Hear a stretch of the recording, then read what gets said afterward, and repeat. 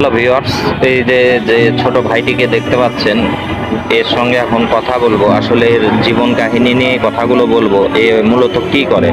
আচ্ছা ভাইয়া, তোমার নাম কি? রিফাত। রিফাত। তোমার দেশের বাড়ি কোথায়?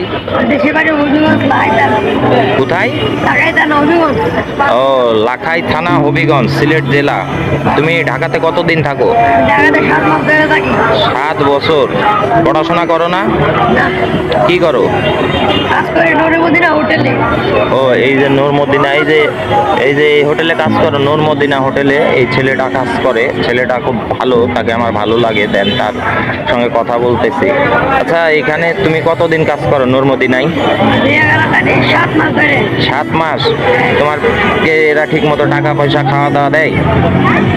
সুন্দর মতো টাকা পয়সা দেয়, খাইতে দেয়। 3 বেলা খাইতে দেয় আর টাকা পয়সা দেয়। খুব ভালো লোক এরা, তাই না?